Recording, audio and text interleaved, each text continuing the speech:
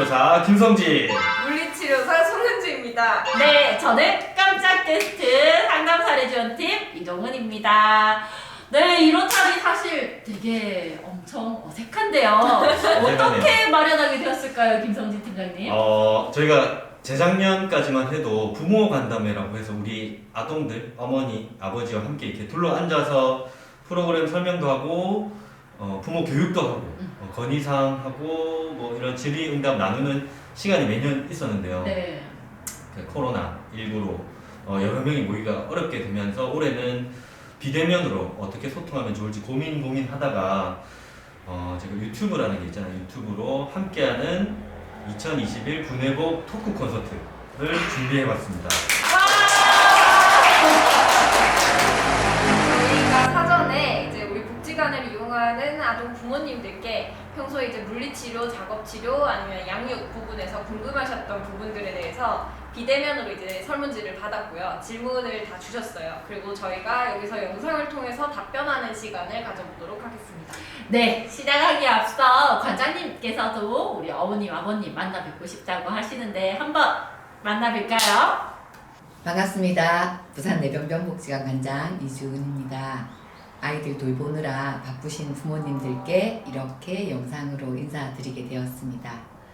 우리 아이들에 대해서 항상 걱정도 많고 궁금하신 점도 많으실 걸로 생각이 됩니다.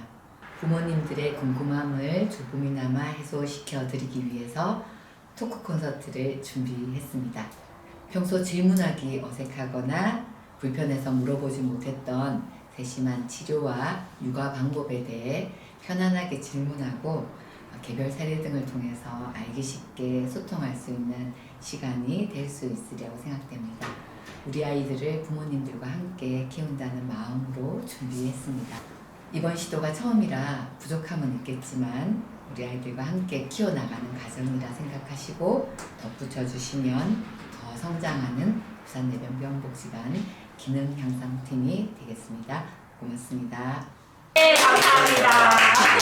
모두 함께 만나 뵐 수 있는 그날을 꿈꾸며 토크 콘서트 이제 시작해볼까요?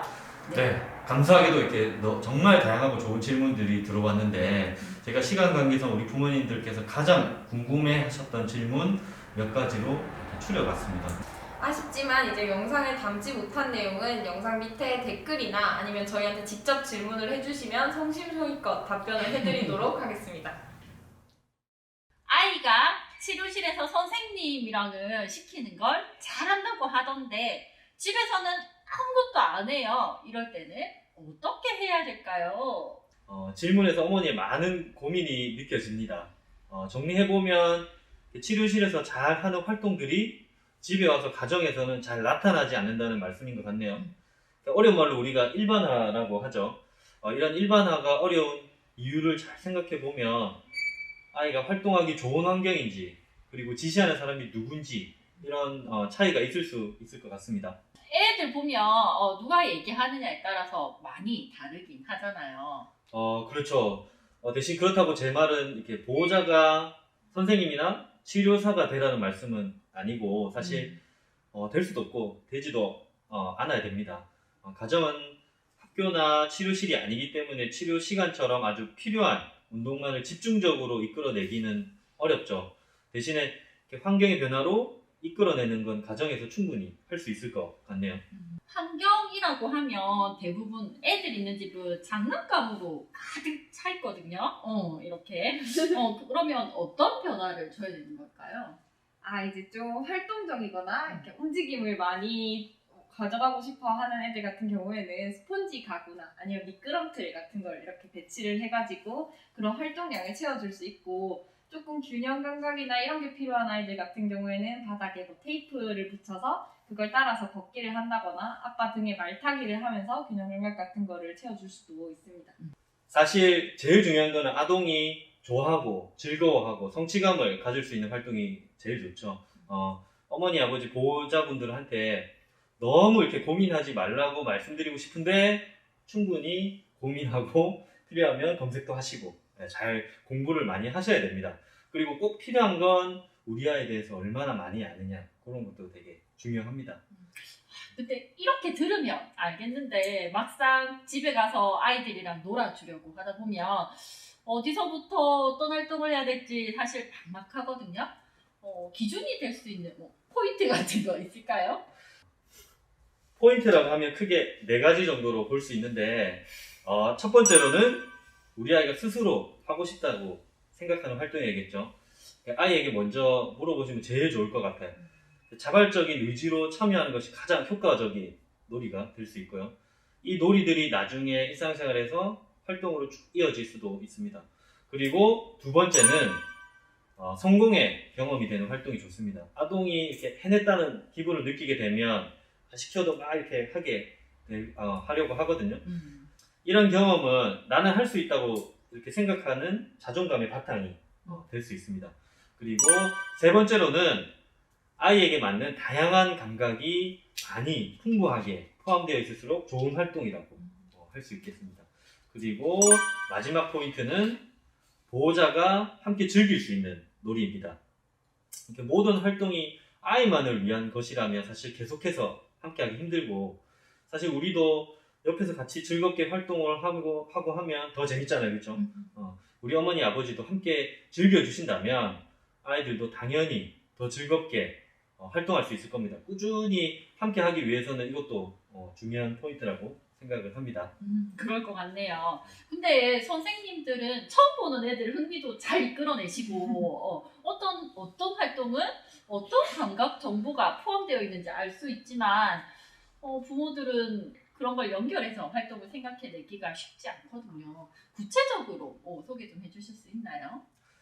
아이에 따라 다 다르겠지만 몇 가지 예를 들면, 만약에 집안에서 촉각놀이를 하고 싶다 그러면 기본적으로 마사지를 하거나 아니면 뭐 욕실에서 거품놀이를 할 수도 있고, 뭐 치료실에서 하는 것처럼 콩놀이, 콩 가지고 하는 놀이, 그리고 점토놀이 같은 것들이 있죠.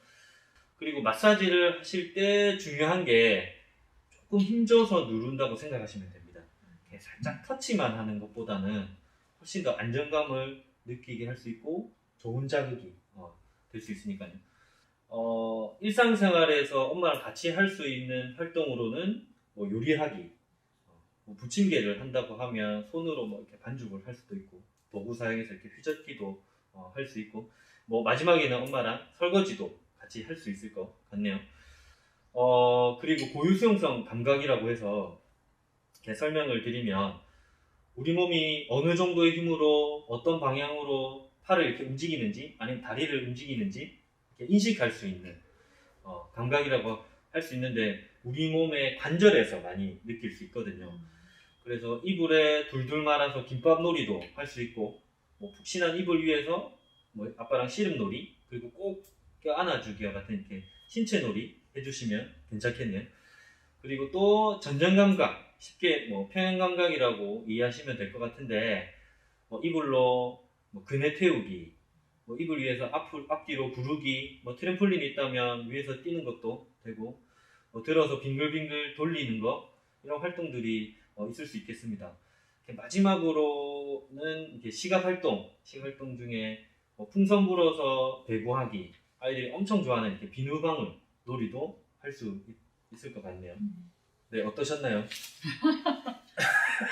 어쩔 수 있는 놀이들이 엄청 많은 것 같아요. 근데 네. 그게 하나하나 이제 감각이랑 이런 거랑 연결을 시키면은 그게 또 부모님들이 훨씬 도움이 많이 될 것 같다고 생각이 들어요. 감각을 생각하면서 사실 하긴 진짜 어렵긴 하거든요. 그렇죠. 이것도 많은 이렇게 어느 정도 훈련이 분명히 필요한 활동이고, 어머니 아버지가 우리 아이가 어떤 활동을 좋아하는지 잘 이렇게 생각해 보시는 과정이 분명 필요. 신체 변형을 막기 위해서 집에서 해줄 수 있는 방법이 뭐가 있을까요? 라는 질문이네요. 그런데 좀 더 구체적인 정보가 있어야 선생님들이 답을 해주실 수 있을 것 같아 보이는데, 혹시 이 질문에 답변이 가능할까요? 아이들이 변형이 일어나는 이유나 관리 방법이 너무 다양하긴 해요. 그래서 단순하게 뭐 관리법을 알려주세요 라고 얘기를 했을 때 추천을 드리기가 쉽지가 않아요. 이렇게 사전 정보가 없는 질문을 좀 받았을 때는 제가 보호자분들에게 또 말씀을 드리는 게 있는데 대부분 아이들이 치료실 다니고 있잖아요.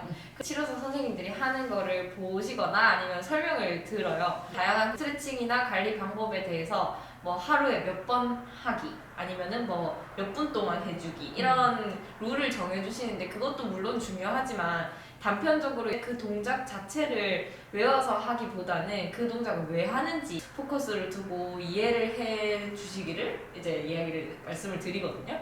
그렇게 해야 조금 도움이 많이 될 거라고 저는 생각을 해요. 좋은 팁인 것 같네요. 아무리 선생님들이 추천해 주셔도 동작을 완벽하게 기억하고 집에서 하기는 쉽지 않거든요. 그렇죠. 저희도 엄지손가락이 자꾸 이렇게 손바닥 쪽으로 들어가는 아이들 같은 경우에는 보호자분들에게 저희가 손 스트레칭 이 방법을 알려드리기도 하지만 사실 집에서 그렇게 해주는 게 어려울 때는 엄지손가락을 일부러 빨게 한다거나 아니면 엄지로 과자를 끼워놓고 엄지를 펴서 입으로 가져가는 식으로 유도해도 된다고 저희가 응용 방법들을 그렇게 알려드리기도 합니다. 맞아요.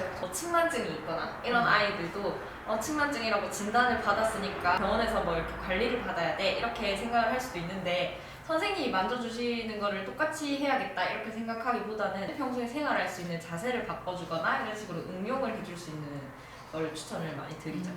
측만증이면 우리 아이들뿐 아니라 성인들에게도 흔하게 나타나는 진단인데요. 그러면 자세를 어떻게 바꾸면 도움이 되나요? 측만증도 되게 다양해요. 그래서 C자로 휠 수도 있고 S자로 휠 수도 있고 많은데 이제 우리 아이는 만약에 오른쪽으로 뭐 둥글게 휘어 있다 그러면 여기 콩순이를 봐주시면은 그러니까 만약에 오른쪽으로 휘었으면 요렇게 휘어 있는 척추 측만증을 가졌다고 쳤을 때 콩순이가 일상생활을 할 때 옆으로 누워서 TV를 봐요.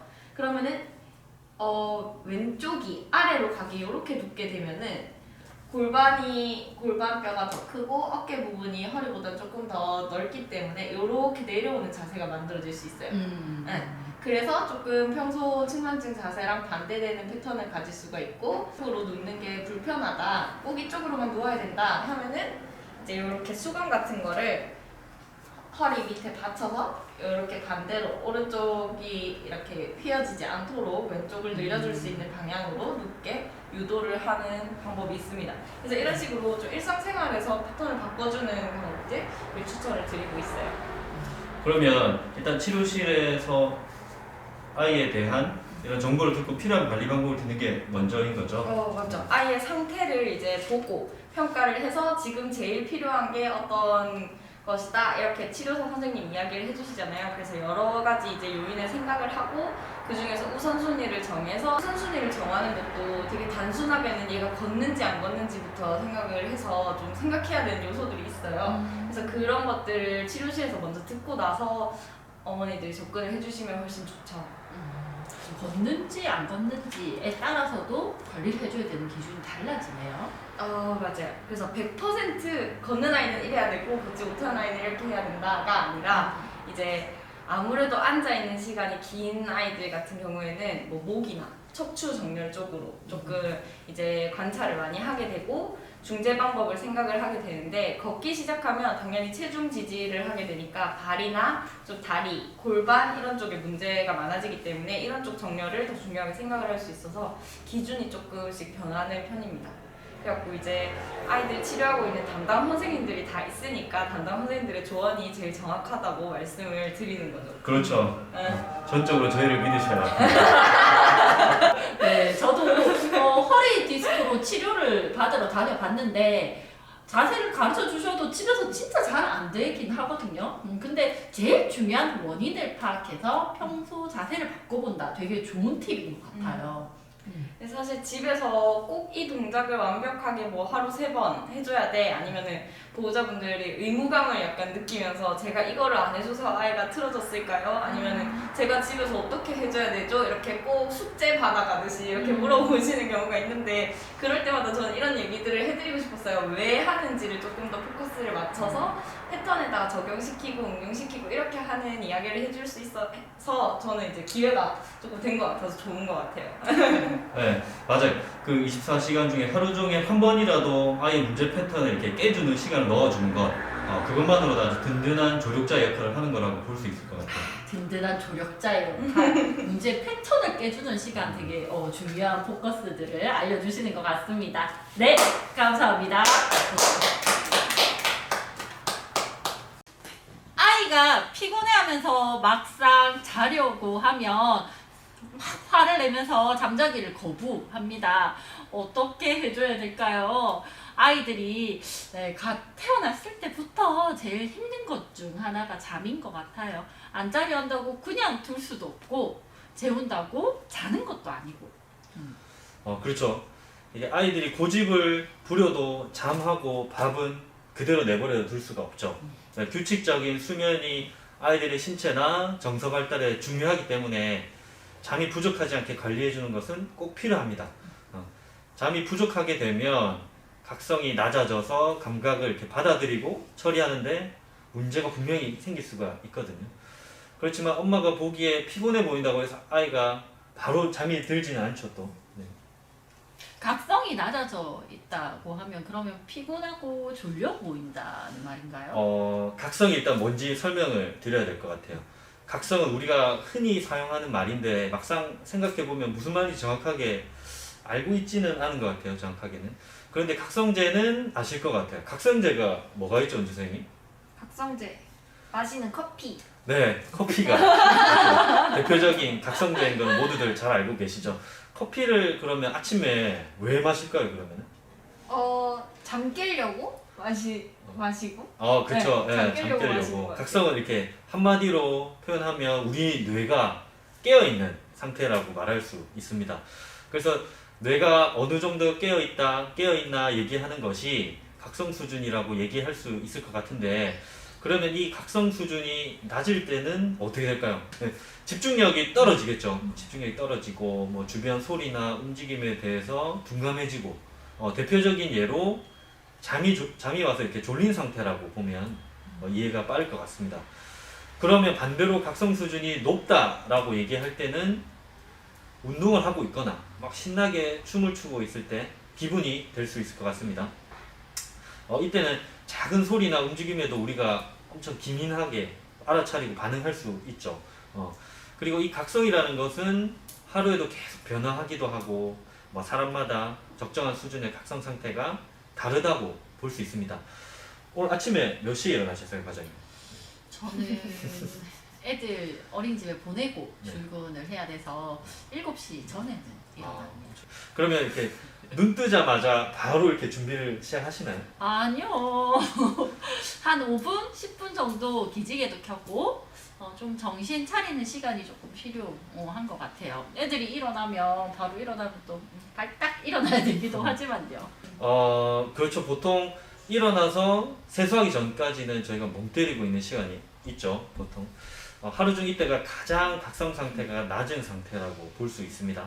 반대로 그러면 또 출근해서 막 신체 활동 열심히 하다 보면 각성이 이렇게 정상 범위로 올라오죠. 각성 상태를 숫자로 1부터 10까지라고 표현해서 보면 졸린 상태가 한 4 정도 될 것 같고, 갑자기 뭔가 예기치 못한 일이 일어났다, 관장님한테 전화가 왔다, 좋아서. 좋아서 너무 반가워서. 너무 기분이 좋다, 그러면 한 8 정도로 올라갈 수 있습니다. 그러면 하지만 또 다시 이렇게 업무를 열심히 하려고 우리가 집중을 하기 위해서는 5나 6이나 그 정도로 다시 이렇게 돌아가게 돼 있거든요. 다시 질문으로 돌아가 보면 각성이 낮아져 있는 상태, 그러니까 아이들이 약간 잠이 오는 졸린 상태일 때 그 상태에서 조금만 도와주면 잠이 들어야 하는 게 이제 저희의 예상인데, 그렇죠. 왜 그런 상태에서도 네. 잠이 들진 않는 건가요? 우리 아이들은 뭐 여러 가지 이유에서, 다양한 이유에서 졸리더라도 어떻게든 막 깨어 있으려고 하는 경우가 있죠. 이유도 너무 다양하고, 해결하려고 한다면 아이 한 명 한 명 특징을 잘 이렇게 자세하게 봐야 되겠지만, 일단 잠들지 않기 위해서 아이들은 자기 자극 행동이라는 걸 통해서 각성을 이렇게 높이려고 하거든요. 자기 자극행동. 네. 그러면 스스로를 잠을 깨려고 계속 자극하는 행동을 한다는 말인가요? 각성을 스스로 높여서 못 자는 거네요? 네, 비슷하죠. 자기 자극 행동을 하는 과정 자체가 각성이 높다고 보여져서 잠이 안 온다 이렇게 생각하실 수도 있고요. 두 번째로는 아이의 자기 자극 행동이 효과가 실제로 있어서 잠이 좀 깨기도 하고 각성이 높아진 경우로 이렇게 볼 수가 있을 것 같습니다. 그럼 그 각성 상태를 이렇게 조절해주는 방법이나 이런 구체적인 조언들을 해주실 수 있는 게 좀 있을까요? 이렇게 불규칙적이고 부적절한 수면 패턴은 이렇게 아이뿐만 아니라 우리 어머니와 다른 가족들의 일상생활에도 많은 영향을 미치죠. 우리 아이들이 안정적인 수면 패턴을 가지기 위해서는 수면도 훈련이라는 게 필요합니다. 먼저 여유를 조금 가지고 조금씩 접근하라는 말씀을 드리고 싶네요. 이런 과정에서 뭐 아이가 짜증도 많이 내고 뭐 울 수도 있고 뭐 보호자분들도 어려움이 생길 수도 있으니까요. 첫 번째로 제일 먼저 해야 될 것은 잠을 잘 잘 수 있게 우리가 환경 조성을 하는 겁니다. 스마트폰이나 미디어는 뇌를 깨우죠. 뇌를 깨워서 각성을 높이기 때문에 수면을 많이 방해합니다. 그리고 방 안에 조명이 조금 밝다면 좀 어둡게 설정하시고, 혹시 시각 자극이 예민해서 시각 추구가 있는 아동이라면 방 안에 하얀 텐트 같은 걸 설치하는 것도 좋은 방법이 될 수 있겠습니다. 저 같은 경우에도 잠들기 30분 전부터 불 끄고 간접 조명을 켜가지고 분위기를 전환을 먼저 하거든요. TV도 끄고요.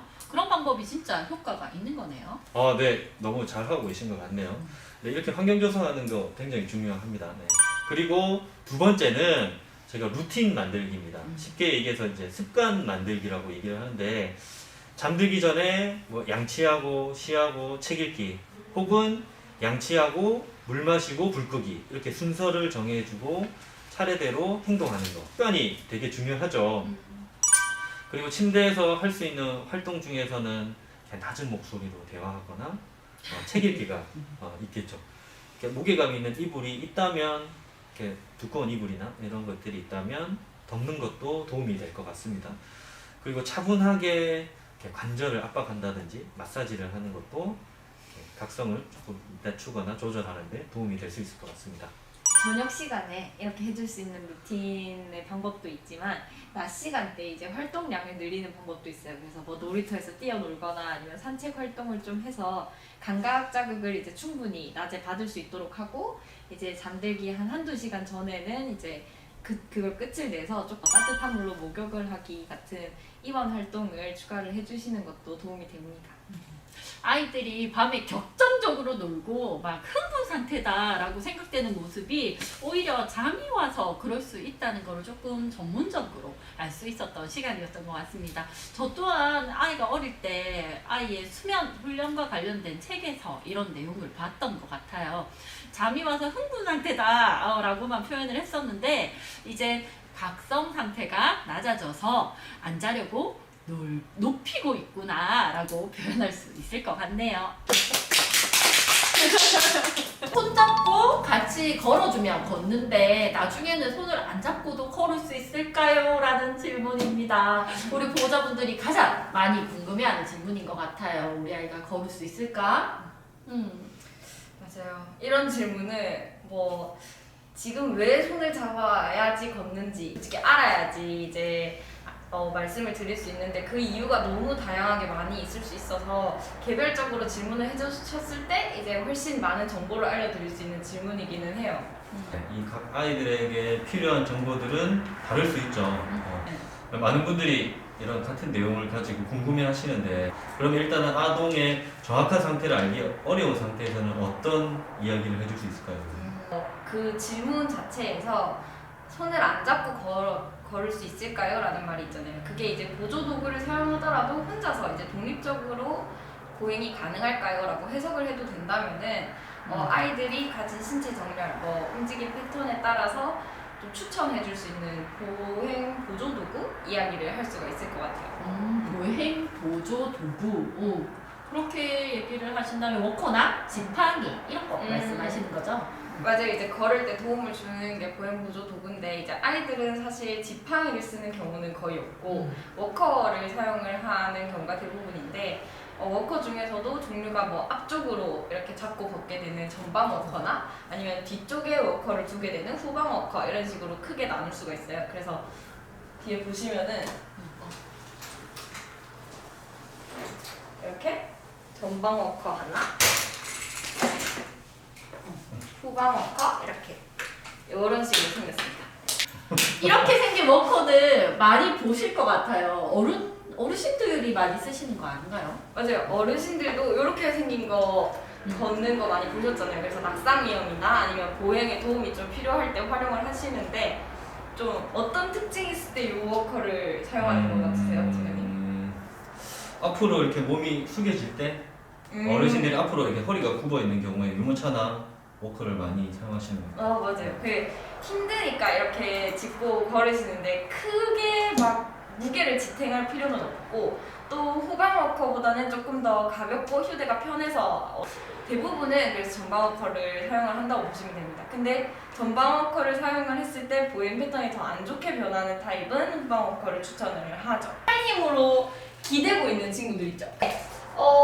전방 워커를 쓰기 힘든 아동은 그리고 다리 힘으로 걷는다는 느낌이 안 들고 좀 워커에 의존을 하고 몸은 자꾸 숙여지는 경우 이런 경우에는 후방 워커를 사용을 해서 몸통 정렬도 가운데로 맞춰줄 수 있고 그리고 다리에도 조금 더 힘이 실릴 수 있는 방향으로 될 수 있어요.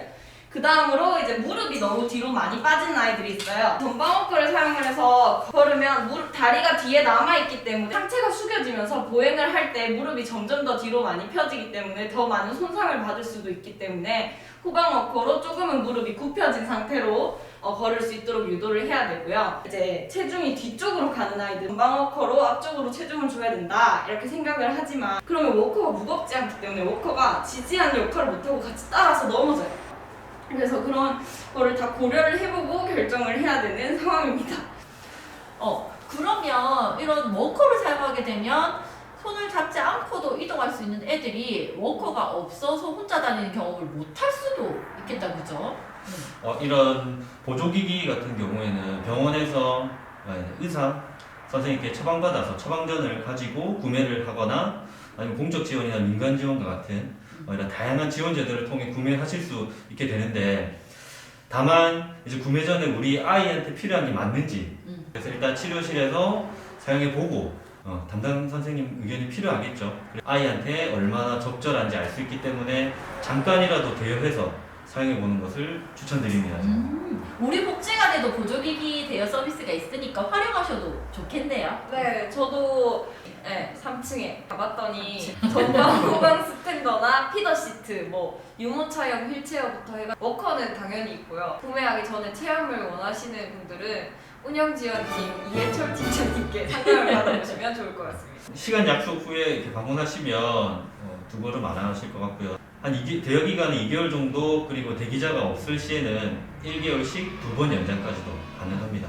추후에 보조기가 필요하다면 상담을 통해서 저희 지원받을 수 있으시니까 저희 복지관 보조기기 서비스 많이 활용해 주시면 감사하겠습니다. 네, 저희 복지관 외에도 부산시 보조기기 센터도 연제구에 위치해 있고 다양한 보조기기 지원 사업들도 있으니까 궁금하신 부분은 언제든지 복지관 운영지원팀 이해철 팀장님께 문의해달라는 깨알 정보도 공유해드립니다.